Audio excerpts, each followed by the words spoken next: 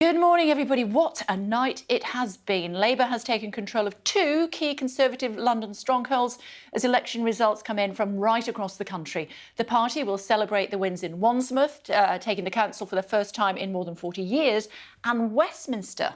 While some in Boris Johnson's own party have blamed the Prime Minister for the loss, the Conservatives have sustained. The national picture is mixed. However, you can see tomorrow's with us. Liberal Dems and the Greens taking seats off both the Tories and Labour. But all eyes, good morning to you, Tamara, on Westminster Council. Cheapest council tax in the country, never been Labour in its history. Morning, Kay. Yes, absolutely. And that was also at the top of Labour's expectations. Although we expected Labour to do well in London, they've had a terrific night, taking Wandsworth, which was thought to be the closest. We expect they're also going to be taking Barnet off the Conservatives pretty imminently when that declares. And Westminster, where the Tories had double the number of councillors that Labour did, it was seen as very difficult for Labour to actually take that one. But we've had quite a stunning result there for Labour, and a difficult message for the Conservatives, having campaigned on the doorstep saying if you're struggling with the cost of living, look, the council, which is the one thing it controls, is council tax, will give you low council tax and good services. And that message did not cut through on the doorstep, with us hearing that Partygate and national issues were really affecting voter turnout in those key areas. Rest of the country, a more mixed picture, though. OK, you're going to crunch all the numbers for me, I know, throughout the course of the show. Thanks very much indeed, Tamara. So where is the second lowest council tax in the country? Wandsworth. John Craig is there. John, good morning.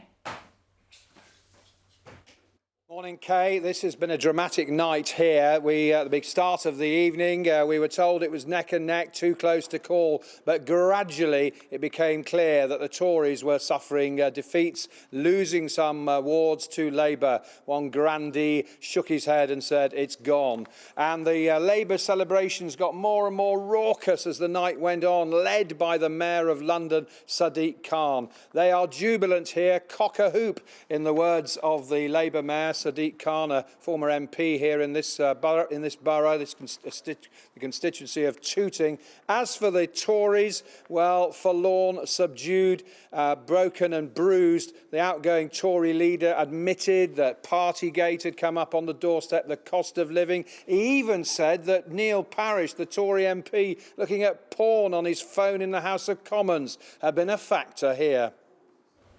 OK. That's how it's looking in Wandsworth this morning. John, thanks so much indeed for the analysis. Thank you, joined now by the co-chair of the Conservative Party, and that's Oliver Dowden. Great to see you. Thanks for joining us on the programme this morning. I'm sure you've not had much sleep overnight, crunching all these numbers. But given that Wandsworth's, we're just hearing, second lowest council tax in the country, Westminster lowest council tax in the country, they've both gone Labour. It's not about the cost of living, is it? So what's it about? Well, of course, we've had some difficult results, and you've seen that in those places in London. I would say, though, actually, if you look across the country, we've made gains in places like Hartlepool, we've made them in Thurrock, we've made them in Nuneaton. And actually, given that we're mid-term, I think it really doesn't show that Labour have the momentum to form the next government. But inevitably, mid-term, we are going to have challenges like this. What's it down to that you've lost these two prime council seats in the capital, including the Palace of Westminster is in Westminster Council?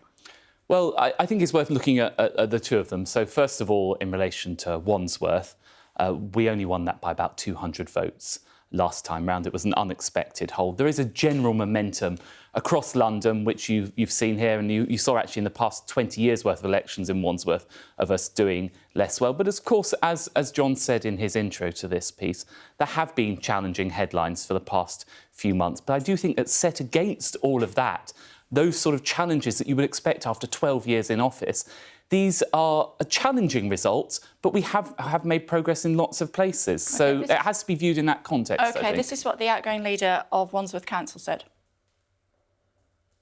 Yes, it did come up. I'm not denying that didn't come up. I mean, the Mr. Parish's watching of television, of porn on his phone came up several times.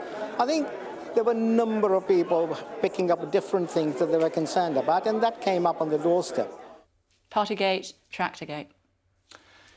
Yes, well, of course, there have been lots of difficult headlines for the past few months. And I suppose, Kay, that's the point that I'm making, that if you set these results against those difficult headlines, and if you set them against the fact that we've been in power for the past 12 years. We're really not seeing the kind of results. Say you saw 2 years before 97, that Blair victory, that was 1,800 seats worth of gains for the Labour Party.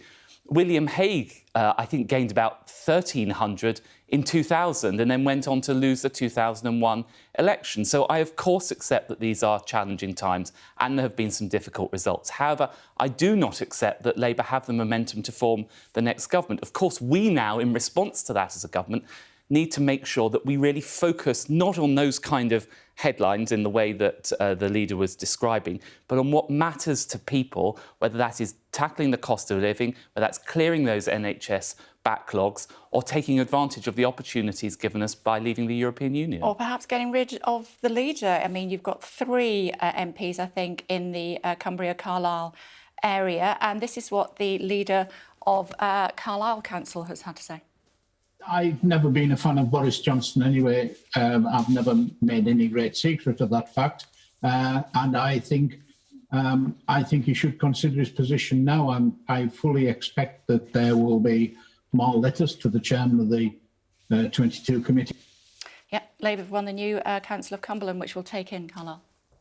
But Down to the boss again. Well, I think, and I have great respect for him, but he himself admitted that he was never the biggest fan of the Prime Minister.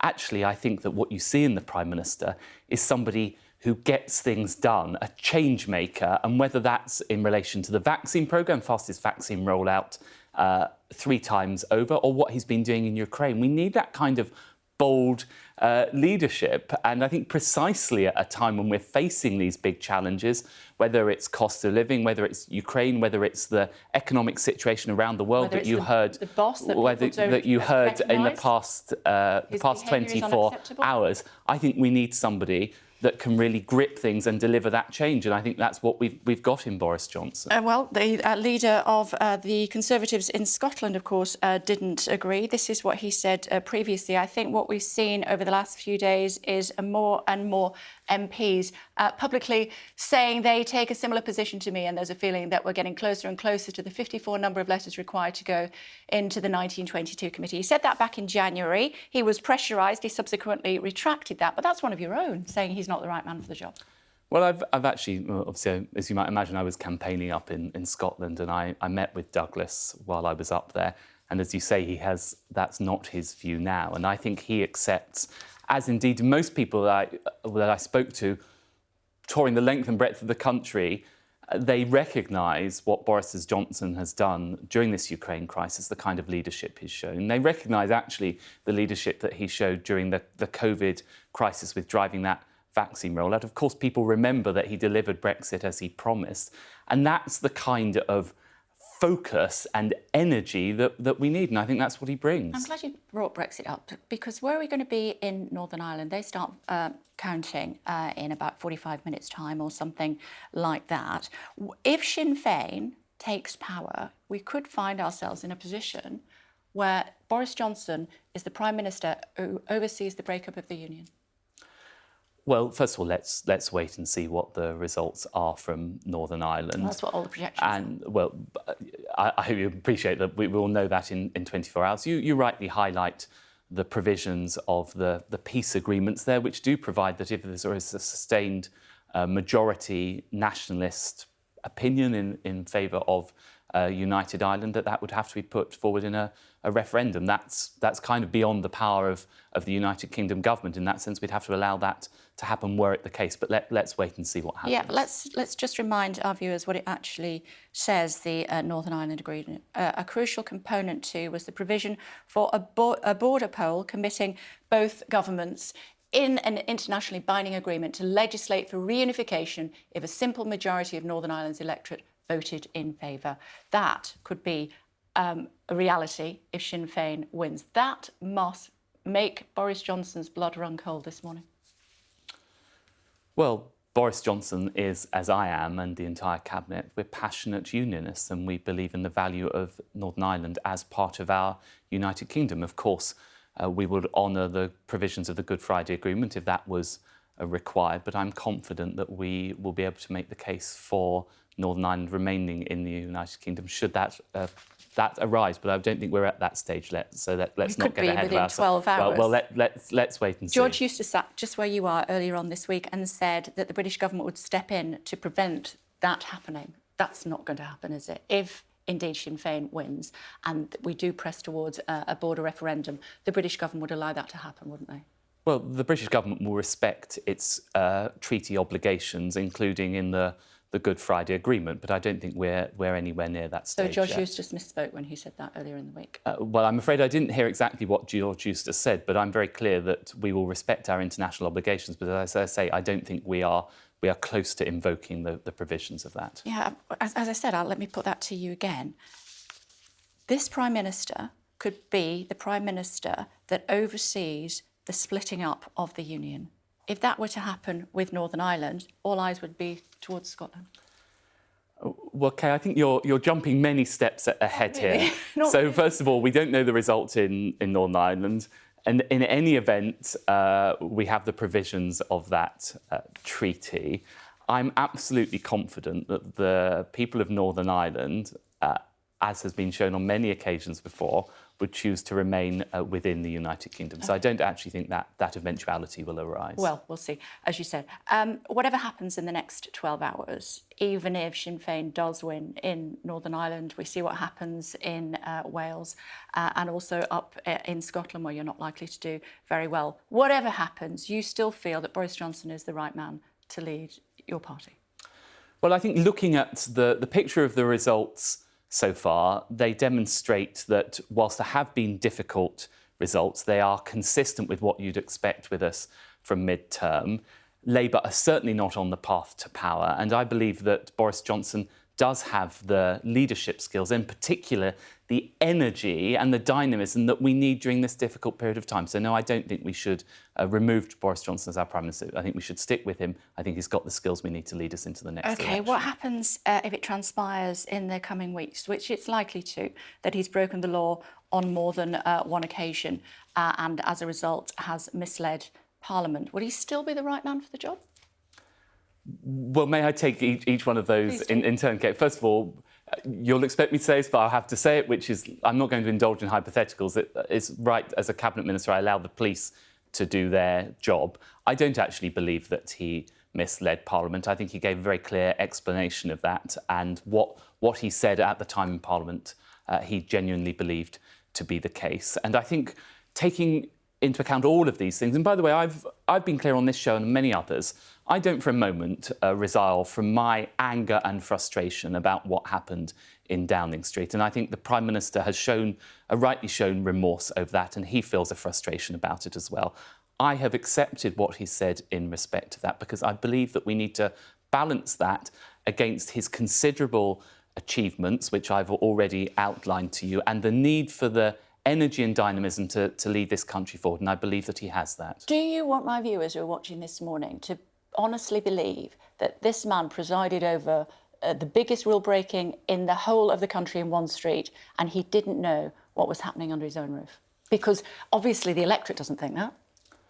Well, first of all, I think the Prime Minister has given an explanation of that, and there's not a great deal that I can add to it. I thought it was a very clear explanation. I think many of your viewers, and I certainly found this when I was speaking to people, do recognise and acknowledge the considerable achievements of the United Kingdom government led by Boris Johnson in getting the vaccine programme. Just illustrated to you that's not the case. I think you'll also see that if you look, for example, at the decision that we took to keep the economy open. I remember in the run-up to Christmas, Starmer, Drakeford, Sturgeon, many elements of the media, I should say actually not Sky News, were demanding that we shut the economy back down. The Prime Minister made the very difficult call to keep the economy open, which means we have unemployment falling, we have strong growth, and I think people recognise those things. Now, Kay, you talk about the results, and I have accepted that there are difficult results in London, but I do think that those are more consistent with what you would expect from a government in mid-term, in a battleground that is dominated by urban areas that tend to favour the Labour Party. And those results, as disappointed as I genuinely am that we've lost excellent public servants in both of those councils and elsewhere, I think that those are consistent with trends that you have seen previously Okay, and not but Mr. consistent Party with the Chairman, kind we're almost of out change of of time. government I that you hear see you. elsewhere. Mr. Party Chairman, we're almost out of time. I've illustrated to you in some detail why, when you have lost seats that you would have thought that you wouldn't lose, boroughs in London, Westminster Council, cheapest council tax in the whole of the country, they said it's because of Boris Johnson. I've illustrated to you that Boris Johnson could be the Prime Minister that oversees the breakup of the Union.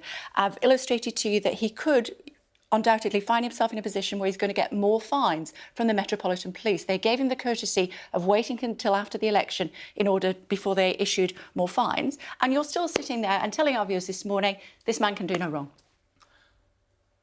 I'm not saying that this man can do no wrong, and I've accepted the considerable mistakes that were made in Downing Street, but I've also accepted the explanation that he's given.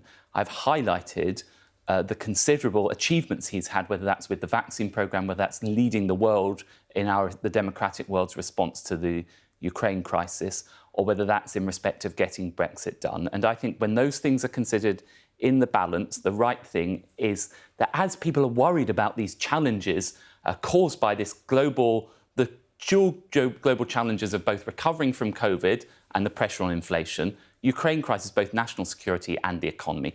We need strong and clear leadership, and I think that Boris Johnson delivers that. OK, it's good to talk to you. I must let you go. A busy round of media chats this morning for you. Thank you for joining us on the programme, Mr. Chairman. Thank you. Well, the elections results were too late for this morning's papers, as you can imagine, but let's take a look at what is on their front pages. The Metro leads with news from the Bank of England that inflation is likely to exceed 10% later this year as the cost of living crisis bites. The Telegraph points out that we could see the highest inflation for 40 years. As you might expect, that's also the big story for the FT this morning. And also The Guardian. The Eye says that the average hit to families will be around £1,200, but there's no help in sight until the next budget. All of which says the Mail amounts to a record squeeze on families. While the Times says there's growing pressure from the Cabinet for the Chancellor to cut taxes to stave off recession. But the Express says recession is already on its way.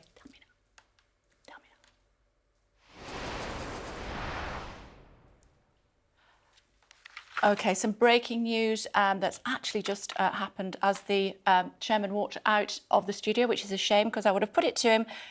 Labour has beaten the Conservatives in the London borough of Barnet as well. Another blow for the Conservatives in the capital city of England. Lots of reaction to the elections still to come on the programme for you, including throughout the programme, the Deputy First Minister of Scotland, John Swinney, is joining me later in the hour. Also be hearing from the Welsh Government's Economy Minister, I should say, that's Vaughan Gething. And the leader of the Lib Dems, Sir Ed Davey, also on the programme, as early results suggest the party could be making gains.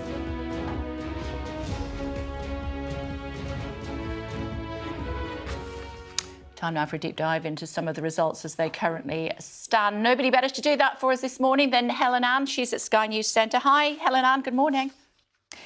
Good morning, Kay. It's been a fantastic night so far and fascinating set of results still to come in. As you can see, our big grid here that we are gradually filling in as we get the results is getting a little bit less grey and a little bit more coloured in. And all eyes, Kay, this morning have been on London.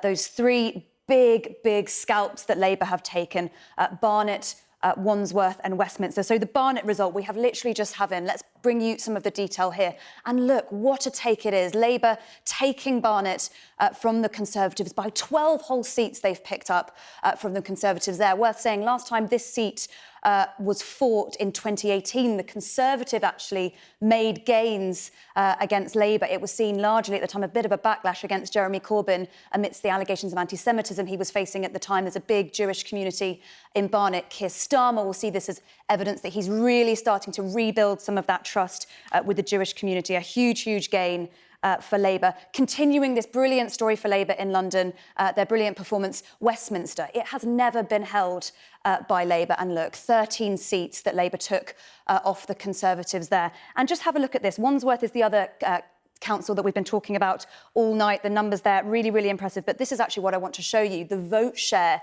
in Wandsworth. And just look at that gap that's existed between the Conservatives and the Labour vote share in Wandsworth, going all the way back to the mid-90s, really. And just look at that. That is exactly what Labour will be jubilant about today, that crossing over after all of that time of the vote share in places like Wandsworth. But look, it's important to say that outside London, Labour are also going to need to make important big gains if they stand any chance of winning the next general election. And of course, that's what ultimately they want. So how have they done outside London? Well, it is a slightly more mixed picture.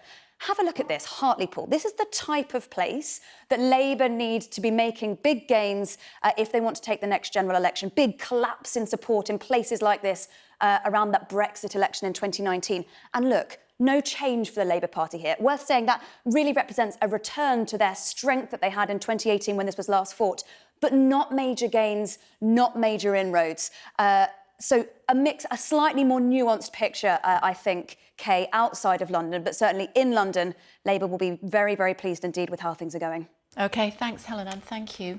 Let's take you to Northern Ireland now, where tensions are high in the Stormont election as Unionists and Republicans vie for the top spot, which entitles them to nominate the next First Minister. Counting due to begin at the top of the hour. Joe has been dispatched for us. Hi, Joe. I don't know if you heard what the chairman of the Conservative Party had to say. He was saying not getting involved in those discussions until later on in the day. But it could be a real challenge for the government, couldn't it? It certainly could, Kay. We expect Brandon Lewis, the Northern Ireland Secretary, to be here maybe on Monday or Tuesday next week. We could see negotiations. Meanwhile, his junior minister, Conor Burns, is in the United States because I think the Conservatives realise that politicians there also do have a significant stake and have strong views on this, including, of course, the President Biden. Counting here, as you say, should begin in the next hour or so, but do not expect results very quickly. It could be the end of tomorrow before we have the final numbers, the final tallies, because this is a proportional system. People don't just put an X by a candidate or party they want, they put numbers, and therefore second and third preferences can be decisive. But for the last 24 years, the biggest party in the Assembly in Stormont has always been a unionist party. For the last 19 years, that's been the Democratic Unionist, the DUP.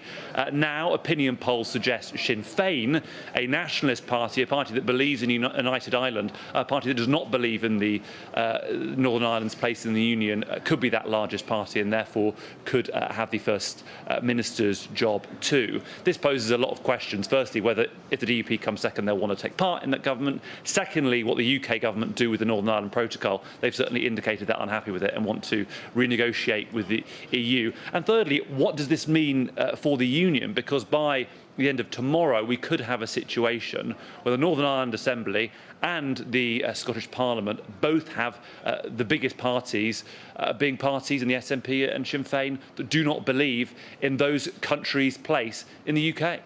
OK, for now, thanks. Thanks, Joe. Fresh attempt to evacuate civilians from, I should say that we'll come back, obviously, to our discussion about those council elections and indeed the Northern Ireland Assembly when that starts to count in about half an hour's time. Let me tell you what's happening in Ukraine, though. A fresh attempt to evacuate civilians from the Ukrainian port city of Mariupol is planned for this morning. The UN Secretary-General has said in a joint operation with the International Red Cross, 2 safe passage convoys successfully evacuated nearly 500 people from the Azovstal plant, Mariupol and the surrounding areas. However, Russia has been accused of flouting ceasefire agreements and continuing to attack the steelworks where soldiers and civilians continue to shelter. New pictures released by the Ukrainian Azov battalion, who remain inside the plant, show explosions. Sky News has not been able to verify when the footage was taken. The battalion's deputy commander says Russia is continuing its attempts to force their way inside. For the third day in a row, the enemy has broken through on the territory of the Azovstal plant, where heavy, bloody fighting continues. The defenders of the city have been fighting on their own for 71 days with the overwhelming forces of the enemy. And damn it, they show such endurance and heroism that the whole of Ukraine must know what it means to be faithful to the homeland. Well, as the Russian siege of Mariupol continues, some of the Ukrainians still inside the steelworks have been attempting to keep spirits up by singing.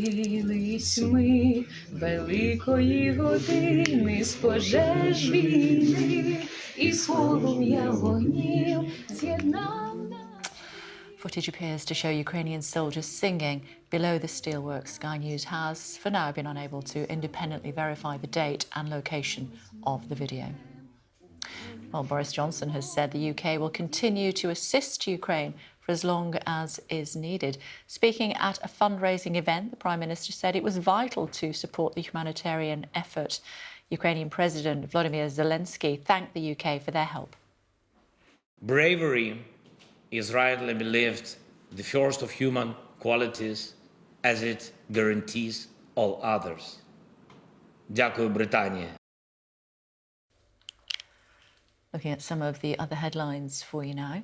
And let me tell you about the actress Amber Heard. She told a court in Virginia about the physical and sexual abuse she claims took place at the hands of her ex-husband, Johnny Depp. Mr. Depp is suing his ex-wife for defamation over an article where she accused him of domestic violence.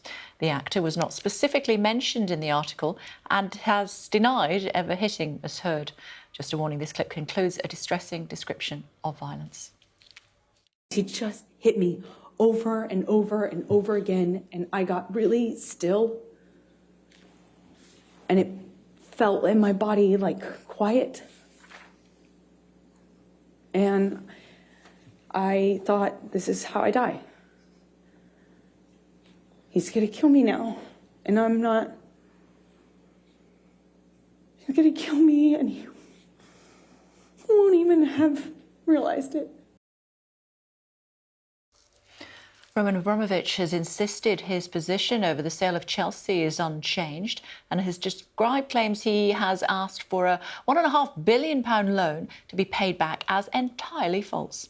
Reports had suggested the Russian billionaire could insist on the money being paid back, which could threaten the sale of the Premier League club. Joe Biden's made history after announcing his new White House press secretary, Karine Jean-Pierre, will become both the first black woman and the first openly gay person to take up the position. Incumbent Jen Psaki is due to leave the post in a week's time. This is a historic moment, and it's not lost on me.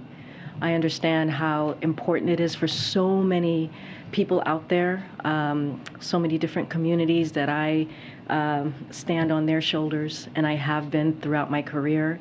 And so it is an honor and a privilege to be behind this podium. Well, despite those losses in London, the co-chair of the Conservative Party has defended the election results coming in, although he did concede that difficult headlines, whatever that means, had an impact. Oliver Dowden told me that set against the circumstance, Labour is not making large gains on the party. There have been lots of difficult headlines for the past few months, and I suppose, Kay, that's the point that I'm making, that if you set these results against those difficult headlines, and if you set them against the fact that we've been in power for the past 12 years, we're really not seeing the kind of results. Say you saw 2 years before 97, that Blair victory, that was 1,800 seats worth of gains for the Labour Party. William Hague, I think, gained about 1,300 in 2000 and then went on to lose the 2001 election. So I, of course, accept that these are challenging times and there have been some difficult results. However, I do not accept that Labour have the momentum to form the next government.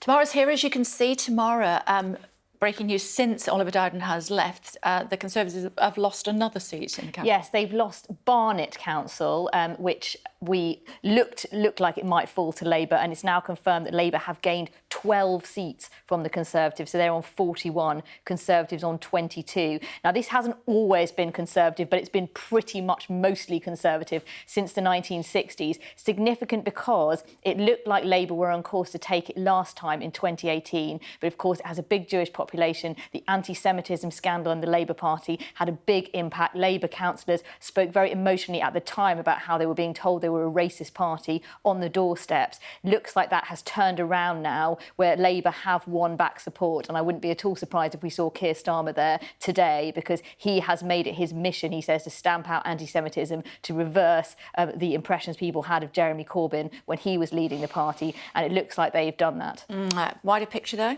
Wider picture, though, is Labour having a terrific night in London. Mustn't be underestimated what a win Westminster is. That was really at the top of Labour's ambitions in London. Elsewhere, look, Labour have had good results elsewhere. They've taken Southampton off the Tories. They have taken a council in Cumbria, Cumberland Council, so that is perhaps a sign of a bit of red wall revival there. But in former industrial towns outside London, we are still seeing the Conservatives holding on. Now, that may not be a great result for them, but you're looking at areas like Hartlepool, where the Conservatives had a stunning victory in a by-election last year, still doing pretty well. So the Conservatives are keen to say, look, this is not a Labour Party on the brink of going into government, of taking power in a general election. But I still think Labour are feeling very encouraged by those results. A lot of the seats this time in England are being fought in London. So we have to make clear that the picture we're getting from across the country, there isn't voting everywhere. There's only voting in certain areas. But what we're seeing so far is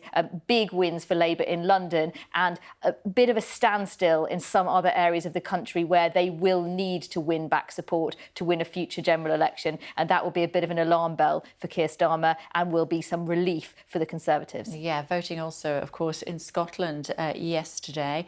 And let's head up to Scotland now, should we, and speak to one of the representatives of the SNP, should we? The Deputy First Minister is joining us now, and that's John Swinney. Hello to you, Mr Swinney. Thanks for joining us on the programme this morning. Labour not doing quite as well as they might have anticipated, doing very well in London. How do you think they will be as a worthy contenders against the SNP in Scotland? Obviously, we've not seen any ballot boxes opened yet in Scotland, but my expectation would be that the SNP will come out of this election as the leading party in Scotland. It's interesting to hear Oliver Dowden saying that the Conservatives were having a tough night because they've been in power for 12 years. Well, the SNP's been in power for 15 and we're still winning elections. I think the Labour Party will do better in this election than they did in 2017. But obviously, we'll have to wait till we see the results in the course of today as to what that looks like, because obviously, as you've just been discussing, it's a very variable picture in England for the Labour Party. Sounds as though you're preparing your members and supporters of the SNP for not doing quite as well as you have done previously. Not at all. I think the SNP is going to win this election. I think we've demonstrated consistently through this campaign that we've got the ideas to take Scotland forward on tackling the cost of living, of ensuring that we have the measures in place to support families who are facing a really hard time. That's going to significantly damage the Conservatives, as has been shown in other parts of the UK because of the insensitivity and the lack of action on the cost of living crisis, and also to demonstrate that we've got the ideas for taking Scotland forward on the whole question of the future of Scotland. So I'm very confident about our performance in the local authority elections. They're obviously different elections to a Scottish Parliament contest. There's large parts of the country are contested by independent candidates that don't have a party affiliation. So that obviously affects the dynamics of the campaign. But I'm very confident the SNP will be the leading party at the conclusion of this election. Yeah. The reason I ask you that, Mr Swinney, is because I know that the SNP promised free laptops, tablets to every child, bikes to the poorest children, to reinvest in play parks. And what I'm being told is that you didn't deliver on those promises to the extent that people would have expected. And that could then put yourself in a position where you don't have as many seats as you were expecting. Well, these promises that you refer to, Kay, are 5-year parliamentary promises. So on each of those commitments, we are making progress. We only made those commitments 12 months ago. We are continuing on the issue of laptops, for example. Over 75,000 laptops have been issued to children and young people in Scotland to support their education. And we're rolling out all of these programmes over the course of Parliament. And of course, people can see what the SNP government delivers. You know, we promised that we would introduce an expansion of early learning and childcare so that we essentially doubled the provision of early learning and childcare. And we've delivered that in full. And there are other commitments such as the application of free prescriptions, which has been put in place by an SNP government and maintained. So I think what people can see in Scotland is a bold SNP government that continues to deliver and will deliver that programme over the course of the five-year parliamentary term. If you make gains, will you consider that to be a mandate for another referendum? Well, we've got the mandate for a referendum on independence. We got that last year in the Scottish Parliament elections. We were elected on the largest share of the vote of any party in the history of devolution in Scotland, and there's a parliamentary majority for the holding of a referendum on the question of independence. So we've got that mandate. I'm absolutely certain that by getting into a leading position in this local authority election, the political momentum continues to be with us. And what we want to make sure is that the mandate that we achieved last May is respected and put into place so that we can have a referendum on Scotland's constitutional future. Yeah, my understanding is, though, that you need permission from Westminster in order to be able to hold a referendum in Scotland, very different to what the situation is potentially in Northern Ireland. You must be looking across the Irish Sea with some envy. There's obviously a very dynamic situation emerging in Northern Ireland, and we'll obviously watch that with interest. We work with the other administrations in the United Kingdom on various questions of policy and operations. We've worked very closely with the devolved administrations in Wales and Northern Ireland to press the UK government to do more, for example, on the cost of living. And obviously there's an opportunity for us to continue that cooperation as we work to make sure that the priorities and the concerns of people in Scotland are properly and fully taken into account by a Conservative government that's frankly ignoring what people are experiencing in the real world.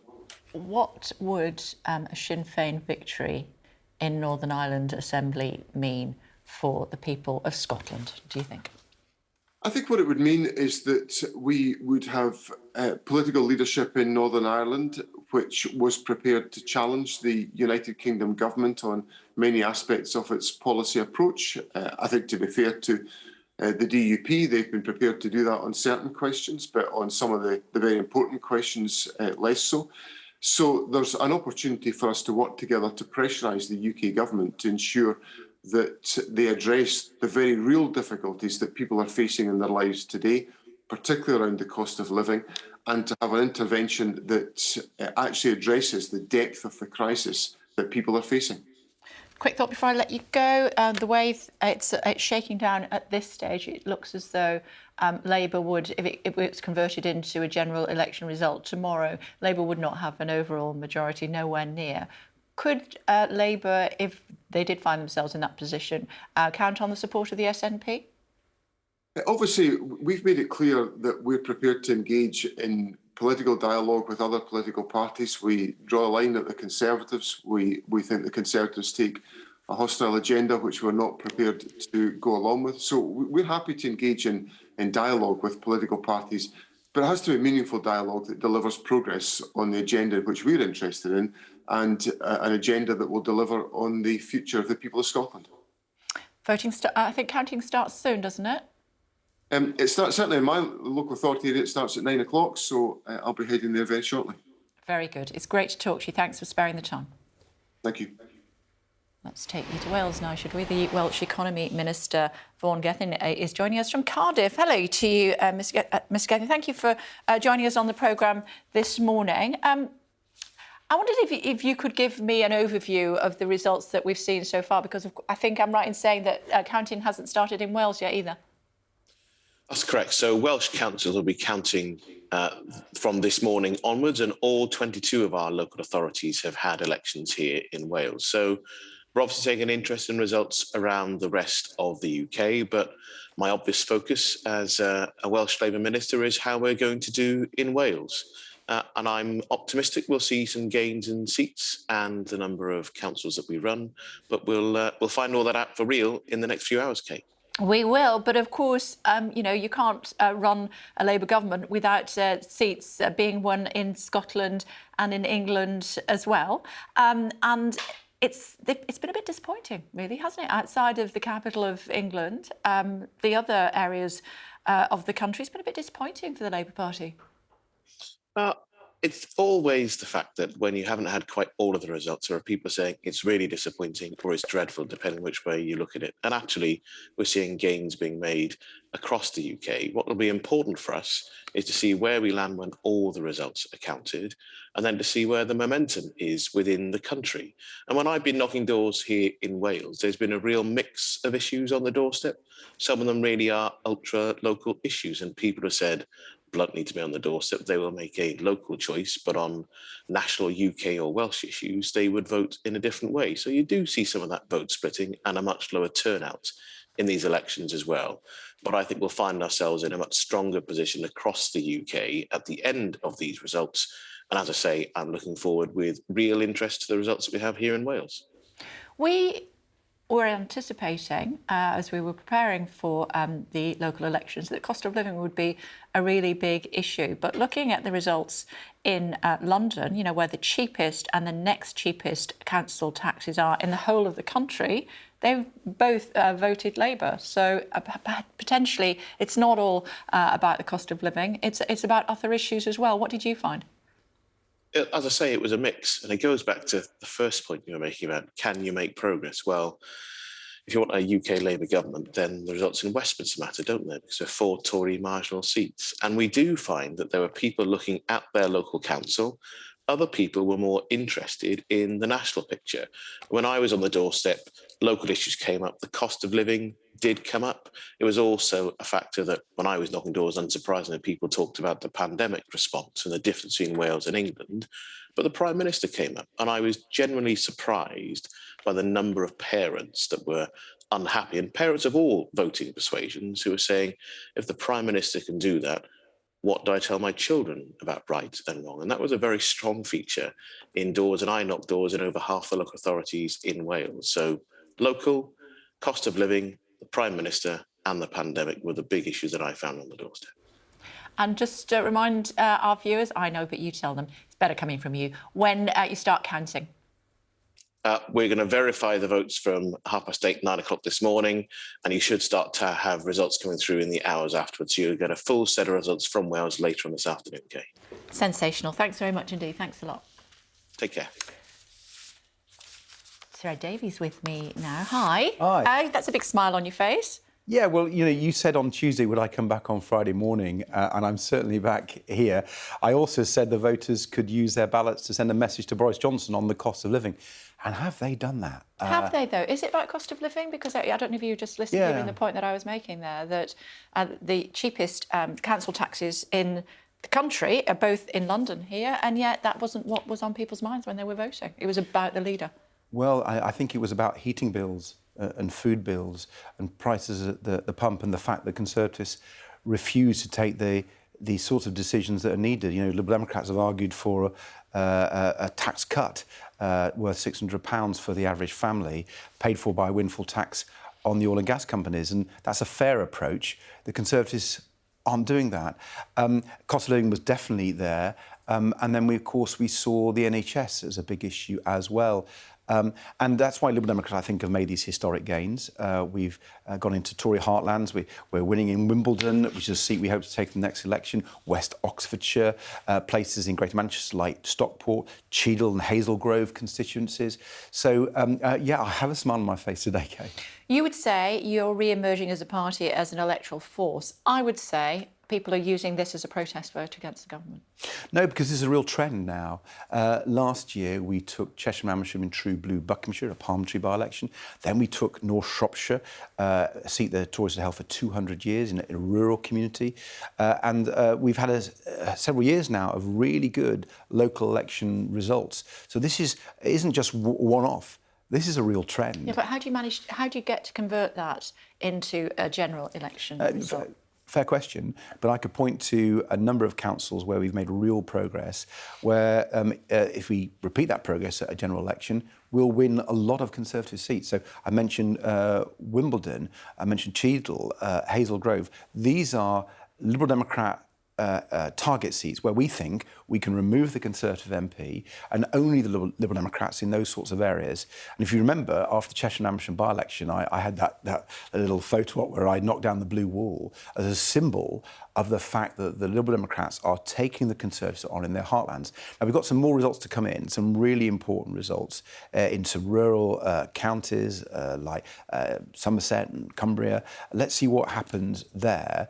But if some of the results that the Liberal Democrats are achieving against the Conservatives are repeated, we could get even more gains than we've made so far. This is what happened in Kingston upon Hull. You actually took seats there from Labour. Yeah, that's right. Didn't you? Now, I would say, how are you going to convert that? Again, I'll put it to you. How are you going to convert it when it becomes a general election? Because you talked about the by-elections. Again, those are protest votes. They tend to be. But when it comes to the general election, you don't seem to be able to knock down those blue walls with your swinging bat. Well, let's just wait and see, Kay. I'm increasingly hearing from people, hearing from voters. They are very unhappy, not just with Boris Johnson, but with the whole Conservative Party. Their failure to listen to voters who are really suffering. Millions of pensioners and families across the country want leadership on the cost of living. They're not getting that from the Conservatives. They're really worried about the health of their family, about cancer waiting times, for example. No action from the Conservatives. And with the Conservative government failing people on the economy and on health, it's no wonder that they're turning against it. And I think that's why Liberal Democrats will be able to turn these council victories into parliamentary victories in the next general election. OK, I'm going to come at it from a different angle then. And the Lib Dems and the Greens have done very well in London. Now, with the greatest will in the world, we can't see the Greens having too many seats come the next general election. So I put it to you again, they're protest votes. No, I'm not here to speak for the Greens, but I can tell you... I'm making the comparison between you and the Greens. Sure, but the Liberal Democrats, many of our victories are in seats that we can take. You're right, the Greens can hardly take a single seat in the next general election. Liberal Democrats can. And in those constituencies which will decide whether Boris Johnson Conservatives remain in power next election, it's the Liberal Democrats that are challenging. And just as we saw in the Cheshire and Amersham by-election victory and in North Shropshire, a lot of people who might otherwise vote Green or Labour or whatever, they come behind the Liberal Democrats as the party that can remove the Conservative MP or councillor. So that's why I'm a little more optimistic than you're suggesting, Kay. There's a real chance here, partly because the Conservatives are failing so badly, but partly because the Liberal Democrat message of a tax cut for people who are struggling, of a real investment in care service, not just the health, in care services as well, a campaign that you may not have heard of. We are really wanting water utilities to be forced to clean up the sewage they pump into our rivers. It's filthy sewage. The Tories are failing to take action. So across the piece, the Conservatives are taking voters for granted, and Liberal Democrats are offering the fair deal that people want. You say that, Sir Ed, but, given that, if we take that at face value, given that it's the Prime Minister that has broken the law, given that it's a Prime Minister that has flouted the rules, it would appear, on more than one occasion, perhaps on several occasions, given that it's the Prime Minister that has been, it would appear, misleading Parliament, all of that, and he is still doing better than people thought in these local elections. Well, I don't think he has, actually. And it's not just the Prime Minister. As I keep coming back, it's the Conservative Party. I think people were angry that Conservative MPs failed to sack Boris Johnson. You're quite right. I mean, the only thing I would disagree with what you said, by the way, Kay, is it appeared he lied. He broke the law. There's no doubt about that. And people do not want... We didn't know what was in his head. I put this to the chairman of the party. We didn't know what was in the Prime Minister's head. And at that time, that's what he believed. Do you know, sometimes I don't think the Prime Minister knows what's in his own head. I think he's incompetent. I think he's a disgrace. I think he's indecent. We have a fantastic country. I'm so proud of our country. And to be let down by this man, I think, do not underestimate how cross the voters are. And if Conservative MPs don't take action... It didn't convert in the ballot box, though, did it? I did. I mean, listen, sorry, Kay, I have to say, I am smiling today because these are historically good results for the Liberal Democrats. We've taken a lot of seats off the Tories. And if I was a Conservative MP facing a Liberal Democrat challenge, I'd be really worried. I'd be dialing up the Chief Whip. I'd be dialing up the head of the 1922 committee that decides whether there's going to be a vote of no confidence in the Prime Minister. And I'd be saying, he's got to go. I don't know if we can pull up the State of the Parties graphic, Stuart, but, you know, we were being told to expect 400, 500, 800 seat losses for the Conservatives. It's not looking like that at the moment. You were told that by the Conservatives, to be honest. If you looked at this set of elections independently, neutrally, before the votes were cast, no party was going to make either 100... Midterm, 116 is not a lot. No, because these are a set of elections where there was never going to be big losses or big gains because of the seats that were being fought.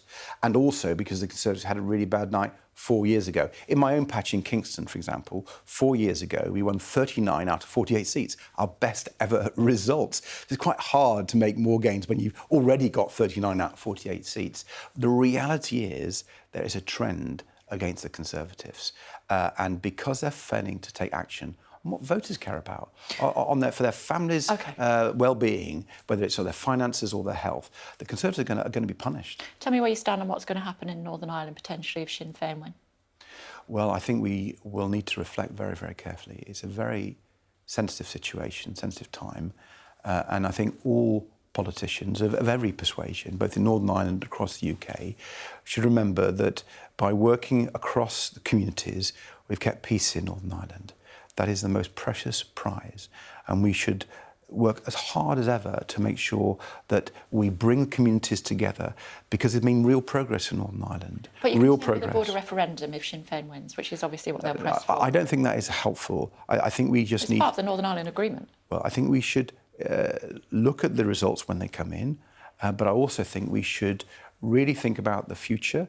I think the problem I've got with the Conservatives is because of the protocol in Northern Ireland and the way they've messed around, it's hurting businesses in Northern Ireland, it's hurting people's incomes in Northern Ireland, and that's undermining people's well-being. And so I really call on the government to sort itself out, to play its role. It seems to me that Boris Johnson and the Conservatives are putting their own party interest ahead of the interest of the country yet again. OK, it's good to talk to you as always, Sir Ed, and thank you for coming in when you said you would. It's really appreciated. Thank you very much.